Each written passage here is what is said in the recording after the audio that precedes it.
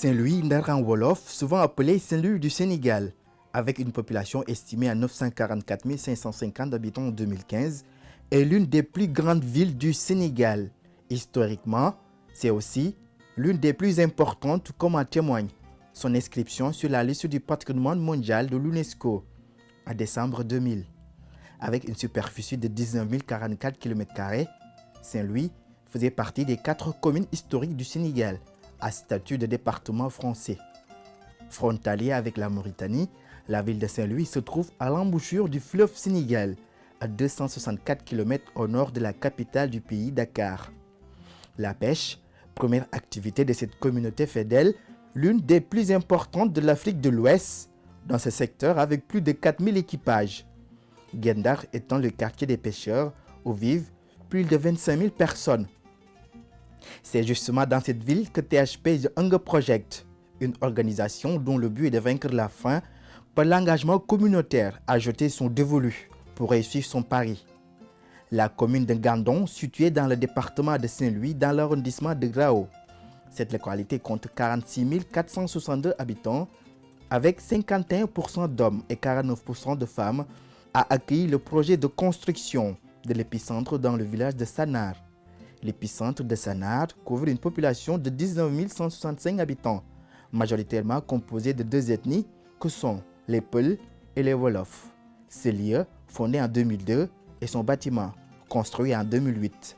Nous partons à partir des villages, quand même c'est pour surtout une approche participative et inclusive, pour permettre les villageois d'être impliqués quand même dans les activités.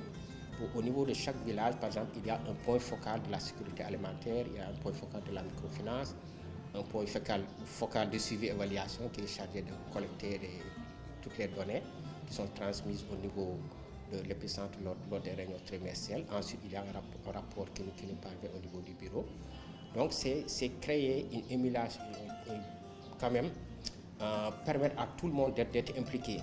Parce que nous ne voulons pas une intervention top-down. Nous avons choisi le mot épicentre, c'est pour un village-centre qui polarise un certain nombre de villages, qui ont les mêmes activités. Et puis même sur le plan de la démocratie, sur le plan du bureau, on tient compte des critères géographiques, des critères de genre, parce qu'il y a une représentativité, presque une parité qui est absolue chez nous.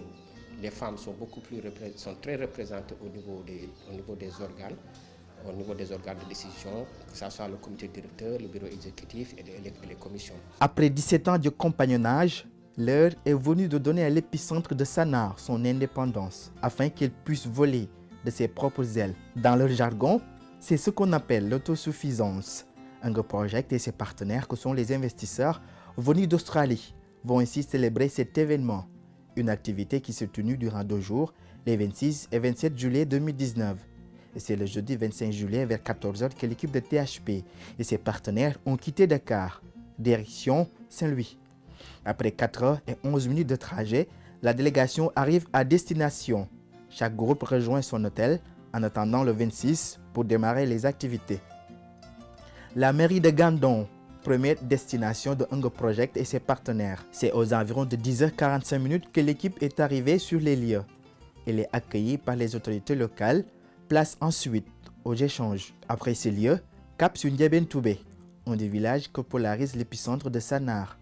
Après l'accueil, les habitants ont eu à échanger avec l'équipe de THP sur les formations que la population a reçues, notamment sur le domaine de l'alphabétisation et de la microfinance. L'épicentre de Sanar est le dernier lieu que THP et ses investisseurs ont visité. L'hymne national du Sénégal, chanté par les enfants de l'école maternelle de l'épicentre, ont accueilli les hôtes. S'en est suivi un tour dans les différents départements de l'épicentre. Il s'agit de la banque de céréales, la microfinance, l'école maternelle, entre autres. Ces départements sont bien structurés dans les comités que comporte l'épicentre. Il s'agit du comité de microfinance. Actuellement, on est à du deuxième financement, lors d'un premier financement. Après avoir signé la convention avec la mutuelle, plus Hunger Project, la mutuelle a commencé à financer nos groupements qui sont composés de 14 villages, mais 11 sont bénéficiaires de ces financements. La première phase, on avait donné 23 500 000 pour 365 femmes. La deuxième finance, on a payé, quand ils ont fini à rembourser au mois de novembre, on les a financés au mois de novembre. Actuellement, ils vont terminer le deuxième financement au mois d'août. On les avait donné, on avait augmenté 50 000 par femme. Ça fait 150 000. C'était au total de 32 500 000. Non, nous, on les laisse leur choix. Toutes les femmes qui veulent travailler ensemble font un groupement de 5 et de 10 personnes. Si vous déposez votre liste, parce que ce sont les comités villageois qui font les équipes. Après avoir fait les équipes, ils nous envoient la liste. Nous, on valide. Envoyer la liste à la mutuelle. Et puis, on commence les formalités. Ils déposent leur demande de financement à raison de 85 500 pour le groupe de 5, pour le groupe de 149 450. Pour la répartition des gains, là, bon, quand la première phase s'était terminée, on avait eu un gain de 290 000 francs que l'épicentre avait gagné à travers l'IMSEC. On a fait le partage à 3. Les gestionnaires de l'épicentre ont reçu 92 000 francs. Les 92 000 sont allés à l'épicentre pour son fonctionnement. Les 92 000 encore. Les autres 92 000 sont répartis entre les 40 groupes. Quand Hunger Project est venu, nous avons été informés que c'est une organisation qui lutte contre la faim et la pauvreté. Après, ils nous ont demandé notre domaine d'activité ainsi qu'à débuter notre collaboration. Il y avait beaucoup de groupements, mais puisque nous travaillons dans le domaine de la transformation et que c'était le secteur privilégié de Hunger Project, c'est ainsi que les financements ont démarré. Nous avons débuté avec un prêt de 200 000 après avoir remboursé cette somme. Nous avons fait un second emprunt d'une valeur de 500 000. Aujourd'hui, nous avons remboursé cet argent et maintenant, c'est à partir de nos bénéfices que nous faisons nos activités, plus question d'emprunter. Nous avons réussi ce pari grâce à Hunger Project. Au début, j'ai emprunté 5 000 francs pour vendre des produits. J'ai réussi à rembourser la somme. Je vendais des détergents, des habits pour enfants, entre autres. J'ai ensuite suivi une formation en alphabétisation et c'est grâce à ces connaissances que j'ai réussi à gérer mes affaires, mon business. Du comité de la santé et nutrition,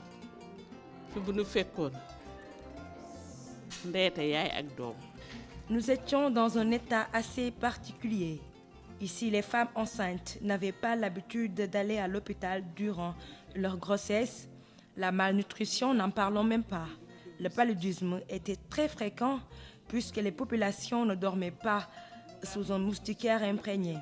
Les enfants en âge de débuter les études avaient tous les problèmes du monde. Ils n'ont pas été déclarés du coup. Ils ne pouvaient pas intégrer les écoles faute de bulletins de naissance. Maintenant, vous pouvez le constater, la situation a totalement changé. Grâce à Hunger Project, nous avons pu sensibiliser les femmes sur l'importance de suivre ces rendez-vous durant la grossesse. Les parents sont sensibilisés aussi pour qu'ils puissent déclarer leurs enfants afin qu'ils puissent commencer à intégrer les écoles à l'âge de 6 ans. Les maladies, n'en parlons pas aujourd'hui. On ne parle plus de paludisme. Les médicaments sont là et les familles dorment sous un moustiquaire. Tout ceci est rendu possible grâce à Hunger Project et ses partenaires. Nous sommes adultes. Du comité sécurité alimentaire, la sécurité alimentaire est très importante. Aujourd'hui, les populations ont accès à la nourriture à coût réduit. Les vivres sont accessibles à tous. Elles viennent l'acheter ici sans problème. Comme vous le voyez, ici, c'est le magasin de stockage.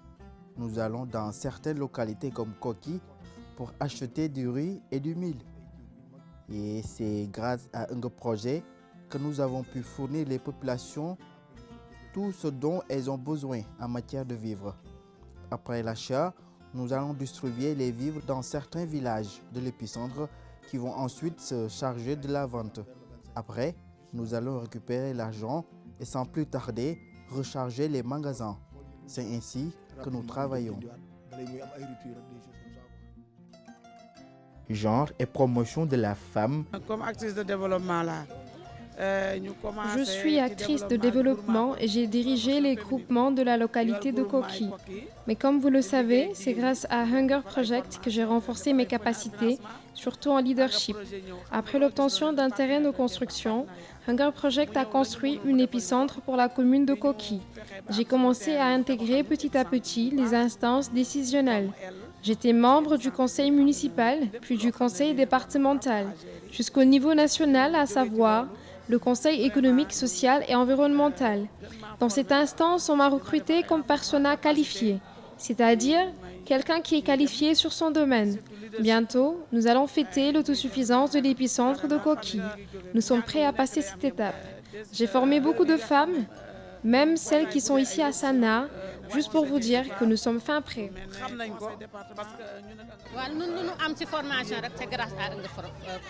À la base, je suis une animatrice rurale, mais c'est grâce à Hunger Project que j'ai suivi des formations en leadership, en droit de la femme, également en santé et reproduction. Aujourd'hui, je forme même des femmes par rapport à ces différentes formations. Hygiène environnement du comité suivi et évaluation et de l'éducation. Donc l'école élémentaire, il y a 3 sections, comme toutes les écoles élémentaires. Il y a la petite section, la moyenne et la grande section. Donc la petite section, là où nous sommes actuellement, qui comprend 33 élèves. Et ensuite, il y a la moyenne section qui compte aussi 33 élèves et la grande section, 33. Le tout, ça fait 99 élèves. 99 élèves. D'ailleurs, la grande section, ils sont prêts maintenant pour rallier l'école élémentaire. Ils ont fini leur cycle de formation à 6 ans. Ils terminent le cycle préscolaire. Ensuite, ils vont rallier l'école élémentaire maintenant. Et maintenant, les autres vont pousser. On va accueillir pour la rentrée prochaine, on va accueillir un autre lot d'élèves pour la petite section. Mais également aussi former nos nini. Ils ont formé les gens en leadership. Aujourd'hui, nous avons des femmes et des jeunes qui sont des leaders. Nous avions eu beaucoup de difficultés sur le domaine de l'éducation, mais aujourd'hui, grâce à Hunger Project, nous avons réussi à changer la donne. Vous allez dans certaines maisons, vous n'allez retrouver que des bacheliers, des doctorats, entre autres. Juste pour vous dire que la venue de Hunger Project à Sannar est d'une importance capitale. Sans oublier le comité de mobilisation. Désormais, tous ces comités seront gérés sans THP, puisque l'ONG a décrété l'autosuffisance de l'épicentre de Sannar. Un moment de charnière dans la vie de l'épicentre, mais aussi de THP, marqué par des moments forts, comme en témoigne cette remise des symboles des bras du président de l'épicentre. Le président du comité suivi et évaluation des THP revient sur les critères qui ont permis à l'épicentre de Sannar d'obtenir son indépendance. Lubasso, de son vrai nom, est très attentif quant aux défis qui attendent les membres de cet épicentre. Oui, 17 ans après, je pense que il est temps que quand même que Hunger Project tourne la part de Sannar, parce que les ressources humaines sont là, ils ont été capacités dans tous les domaines, en management, en gestion, citoyenneté, en leadership, santé de la reproduction. Hier, parce que moi, quand je faisais le débrief avec les investisseurs, bon, le premier constat qu'ils ont fait, c'est qu'ils ont dit que ces gens-là, quand ils parlent, tu vois, tu sens une certaine confiance en eux. Donc, cela veut dire que bon, les formations qu'ils ont reçues, quand même, c'est quelque chose qu'ils ont quand même maîtrisé. Alors, l'approche de THP, c'est surtout ce changement de mentalité, c'est notre stratégie. C'est ce changement de mentalité qui repose, par exemple, sur le triptyque. Ce qui est important, être autosuffisant, c'est une étape. J'ai l'habitude de dire ça, c'est une étape dans la vie de l'épicentre. Mais c'est la pérennisation surtout des activités. C'est là quand même où se trouve le défi. On a dû discuter avec les leaders des épicentres. C'est pour ça qu'on a mis en place des activités génératrices de revenus. Maintenant, pour les permettre d'avoir des ressources nécessaires pour faire fonctionner quand même l'épicentre. À partir de cette date de célébration de l'autosuffisance, l'épicentre de Sannar dégagera lui-même les actions de développement à mettre en œuvre dans les prochaines années.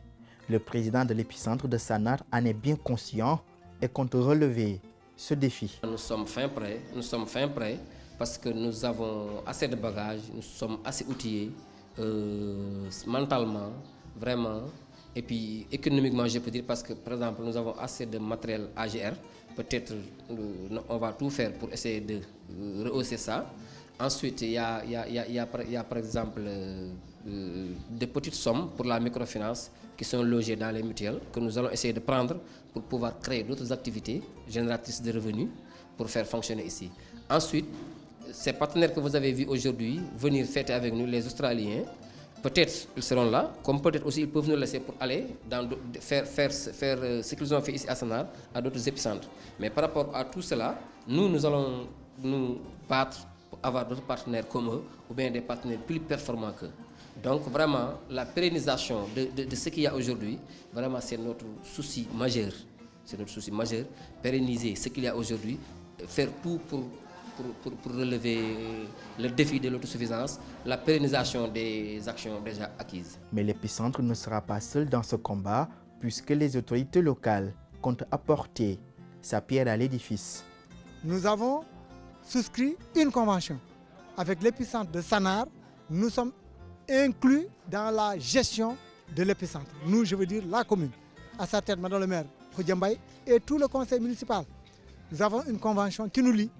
Et de cette convention, nous avons dit qu'il faudrait qu'on les appuie, qu'on les assiste, mais qu'on administre avec eux. Ça veut dire qu'eux, ils ont quelque chose, ils ont des acquis, il faut les pérenniser. Cette école, par exemple, ce centre où nous sommes, mais c'est un joyau, c'est un trésor. Et comme vous le voyez, quand vous le regardez, vous avez du plaisir. Et ça, il faut le pérenniser. Les partenaires de leur côté ont apprécié le travail de Hunger Project Sénégal, mais également l'engagement des 14 villages que polarise l'épicentre. Je ne peux qu'être très contente durant ces 2 jours. J'ai vu l'hospitalité sénégalaise. Mais ce qui m'a le plus marqué, c'est le dévouement des femmes de cette localité, puisqu'elles ont bien utilisé les investissements que nous avons faits ici. Elles ont fait des réalisations très importantes. Dans le futur, on peut envisager d'autres investissements vu l'engagement de ces populations. Je suis très flattée par les réalisations de l'épicentre de Sanar avec l'appui de THP. Je tiens à féliciter ces populations pour leur engagement et leur dévouement. On peut être confiant de l'avenir de ces habitants vu leurs réalisations. Cette cérémonie de célébration de l'autosuffisance a été aussi l'occasion pour les femmes de l'épicentre d'exposer leurs produits, mais aussi d'échanger avec les investisseurs sur les modes de fabrication de tous ces produits, mais également les modes d'utilisation. L'association des mères d'enfants ont eu à faire des démonstrations avec leur progéniture. Le personnel de THP ainsi que les partenaires honorés par les habitants de Gandon. Ce n'est pas tout. L'adjoint au maire de Gandon a élevé au rang de citoyen d'honneur les autres qui désormais ne sont pas seulement des Australiens, mais également des Saint-Louisiens. Un moment d'émotion entre communautés partenaires et investisseurs qui des années durant ont financé des actions de développement menées dans la localité. L'épicentre de Sanar est désormais dans une nouvelle ère avec cette autosuffisance, mais doit aussi œuvrer dans la continuité pour montrer et démontrer sa résilience. La fête fut belle avec des moments d'émotion qui resteront à jamais gravés dans la mémoire de ces communautés. Mais le travail continue pour Hunger Project. Prochaine étape, l'épicentre de Koki, qui elle aussi sera sevré, c'est-à-dire qu'une cérémonie d'autosuffisance sera organisée en décembre 2020. Ainsi, elle va rejoindre l'épicentre de Sanar, de Nderep et de Nguingiraï à Bambey. THP poursuit son ambition d'éradiquer la faim et la pauvreté, notamment en milieu rural. Sa démarche qui consiste à faire des communautés vulnérables des acteurs autonomes et avertis, capables de prendre en charge les problèmes de développement de leur territoire. L'organisation intervient ainsi dans 10 principes fondamentaux, parmi lesquels la dignité humaine, l'égalité des genres, l'autonomisation des groupes vulnérables, le leadership. Une vision qu'il a réussi à réaliser dans 11 épicentres au Sénégal.